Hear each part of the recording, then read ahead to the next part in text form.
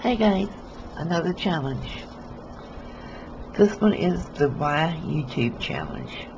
And once again, I am going to challenge everyone who sees this video. Why? Because I know that some people get their feelings hurt or get offended or whatever the case may be, but hard feelings come out when you say challenge 5 people and that 6th person might think they were a better friend to you. So I don't want to single out just 5 people, 6 people, 10 people. I want to say, if you see this video, take the challenge. If you're stuck for content to post, hey, here's a video, take the challenge. And, if you don't want to, that's fine. But it's an opportunity. And again, I would suggest that you don't single out X amount of channels, that you give everyone a chance to say, everybody sees this video, I challenge you. So, this is called Why YouTube Challenge. Question number 1, why YouTube? I started YouTube a long time ago, and I started it to post videos for family in other states to see. Then I went to, what did I go to next? I started doing some reviews of products. Well, I had so many things stacked up around here that I couldn't get to review. I still have boxes and boxes of cosmetics that I don't know what to do with, and I was shipping out boxes right and left and giving stuff away. But,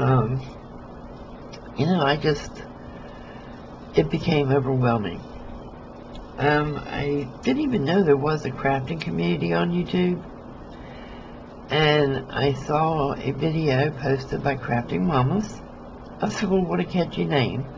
So I went over and watched her channel, and then I started going to her lives, and then from there I met several other crafters and started going to their channels, and I said, well, I've been crafting my whole life. And I would talk in the lives, talk in their Facebook groups, and they kept encouraging me, well, why don't you do a YouTube channel? So I did, and it started out as Kathy's Creative Life or something like that. And it was basically all videos on crafting. And then I did throw in a few reviews here and there. But I really got away from the reviews completely now. And what I like to do now is review products, not so much that you can buy in the store, which I still will do some of those, but other people's work. I'm famous for going into auctions and buying handmade items, and then I will show them. And, show you what this person does, and if they sell, maybe you can contact them and purchase some of the items that I have bought. People who sell supplies. I always try to get videos out. I haven't been good about it the last 7 or 8 months. Life's been busy. But I'm going to start back to people who are selling supplies and fabrics and laces and so forth. Or if it's people sell things that they have made for camping. If it's something that I can get into a video, I will review that. Just life hacks, period. That's what I want to do in 2020. I'm going to start doing some life hacks on my channel. I'm still going to do crafting. I am. But I'm going to do other things as well. Life's more about everything. And I'm not just a crafter. I'm a lot of things. I like doing a lot of things. So that's the way why I started YouTube, but it's also where it's going. Number 2, how much time do you spend on YouTube? In the past year, I spent way too much time on YouTube. I'm not spending as much time now. I have People who support my channel, I will go back and support theirs. If they leave me comments, I go back to their channel from that comment. If I see them in a live when I get a chance to do a live, I will go back into their lives. If, you know, I don't do a lot of lives right now because I don't have time. But if they've left me a comment, then I will go to their live if I can get in it. You know, a lot of times I miss their lives and I have to comment on it afterwards. Number 3, what community do you identify most with? Well, for the past year it was crafting, but now it's going to be more vlogging. Because like I said, making journals is a craft, no doubt, but it's more than a craft, it's a skill. Sewing is a skill, it's more than a craft. You know, there's so much to crafting that it's not all just making paper products and frilly little books and stuff. It's, you know, there's tons of things. So I think I'm gonna go more with vlogging for 2020. And when I do my videos, I tend to do 3 and 4 at a time one day, and then edit them the next day, and then upload them and schedule them to play 1 a day. I may start doing 1 every other day because I just need more videos and I don't have the time right now. 4, if you could do other things on your channel, what else would you do? Well, I think I covered that. I want to do more about the RV world. I want to do more about, you know, living outdoors, how to survive. We never know from day to day when we could be homeless. You know, everybody says, well, I've got a good bank account. I know I'm secure. Really? Do you remember the Depression? Do you remember where everybody's money went? If that happened again, can you survive? Do you have the skills to live minimally on very little and survive? Yeah, it's going to be depressing, but do you have the skills and knowledge to do it? If you don't, I strongly suggest you check out some of the outdoor channels. Okay, number 5. Let's take paper. Do you stay informed through YouTube updates or go to what others or tell you is happening on YouTube? You know what? I used to go solely by what people were saying. You know, 10 videos a day would pop up on the new rules and restrictions.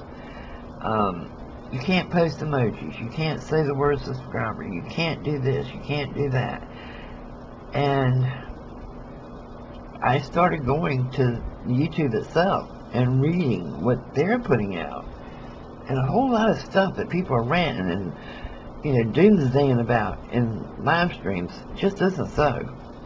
So I strongly suggest everybody now get it from the horse's mouth and go to your YouTube channel for updates and, you know, the terms of service. Excuse me. And, you know, get your information from YouTube, not from videos from people who want to get views.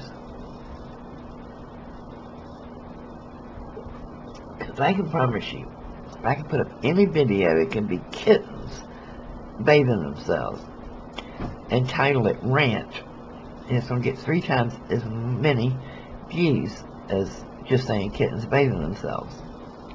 I don't know why, but it's happening all the time. So don't listen to everything that's being put out by anyone other than YouTube. Number 6, have you felt overwhelmed to follow a schedule on YouTube? Yes, absolutely, I did. And I think that's kind of what's made me chill out some and back off. YouTube can never come before your family.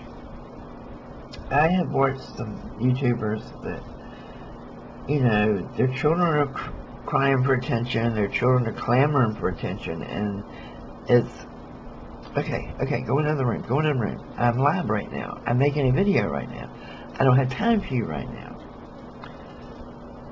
And that's just wrong. And that helped me, it really did, it helped me to back off some. Not that I have, you know, little ones in the house now, but, you know, I see a lot of wives say, or husbands even say, their spouse complains of how much time they spend on YouTube. And my husband has made a few remarks in the past year about, well, you're always on the computer. I'm not just doing YouTube, though. But it does make sense. You can't make it your whole life. You're never going to get rich.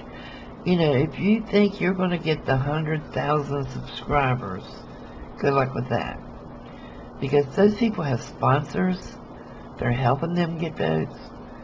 And, you know, unless you can get out here and find you some sponsors that are interested in what you're actually doing on your channel, and it's unique and not something everybody else is doing too, you're not going to get it.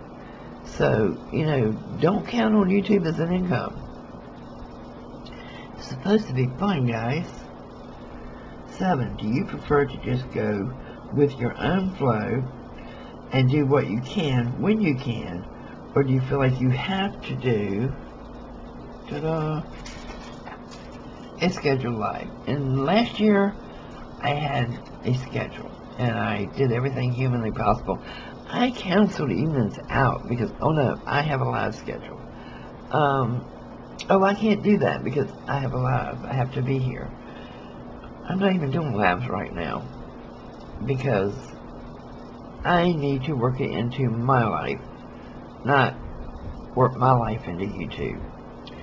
And right now, I don't have it in my life to do it.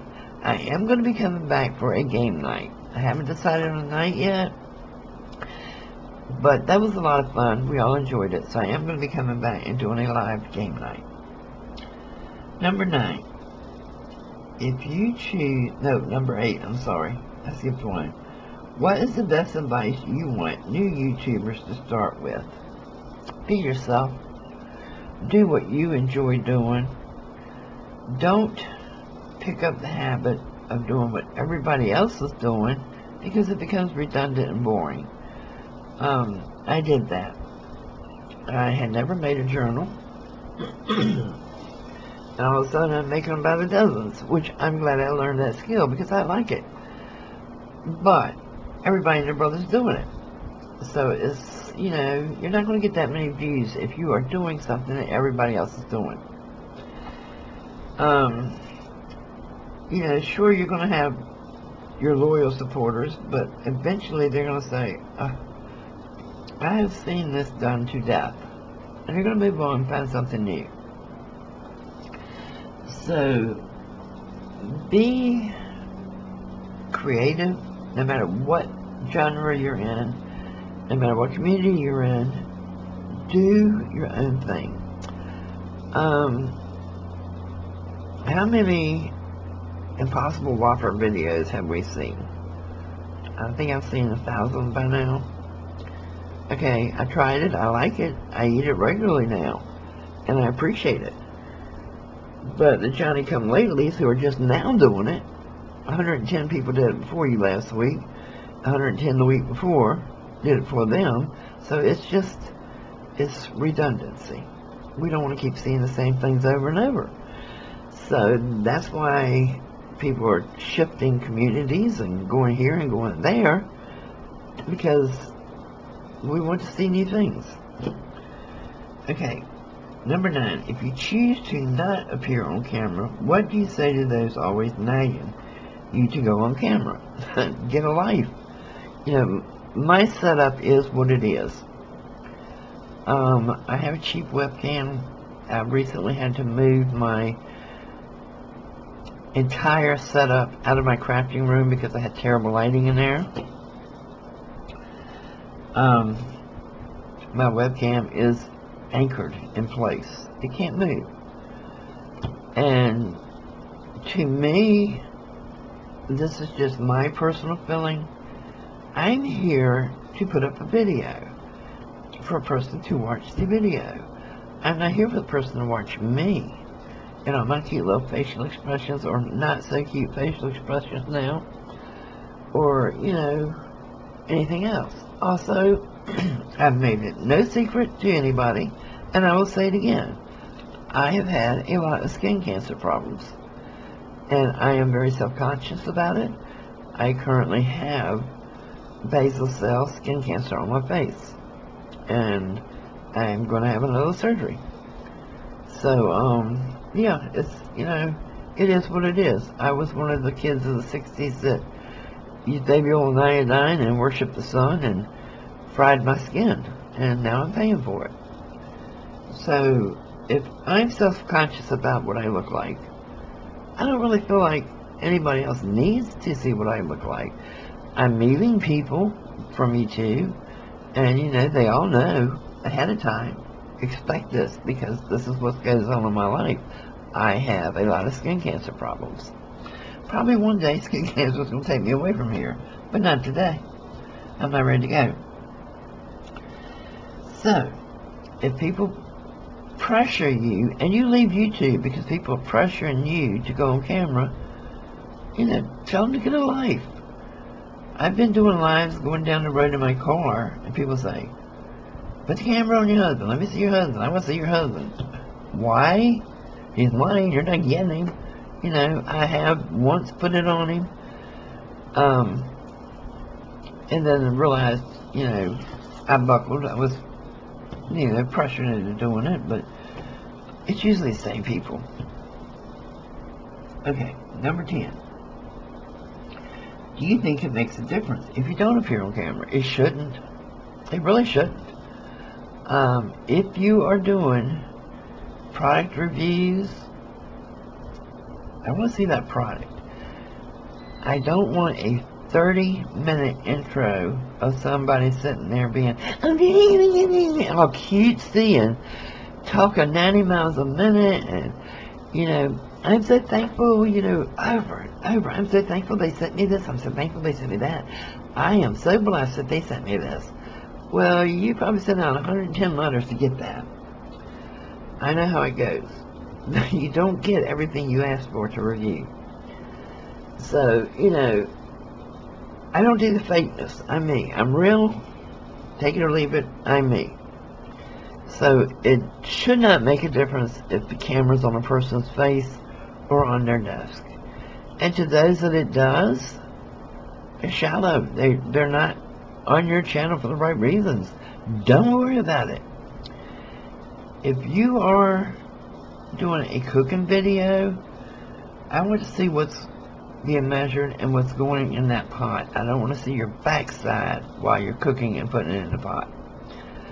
I don't want to see somebody constantly bending over at the waist, just doubled over, looking into the camera. We don't need to see you. We need to see what you're doing.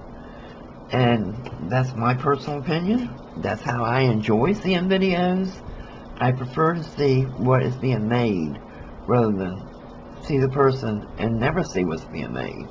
Or rarely seeing, or they, you know, work for an hour and then the camera's steadily in their face while they're working, and then they put it down and they're halfway done and I didn't see what they did. So I don't know how to do it. So, that's my opinion. Now, I'm going to say if you are doing a channel that is about hairstyles, makeup, clothing, you know, or just a random talk show, yeah, the camera needs to be on you. But if you're doing product reviews, crafting, how-tos, DIYs, the camera needs to be on what you're doing. And that's my personal opinion. So, maybe not everybody feels that way. Maybe some people like being the star of the show. But to me, people are going to learn more about what you're doing and come back more if they see what you're doing. So it shouldn't make a difference. And those are my 10 answers. Again, I'm challenging everybody that's seen the video, and I'm sure there will be a mixture of answers. And I'll see you soon. And I don't want any more challenges for a while, guys. This is like the third one. Hint, hint. Bye.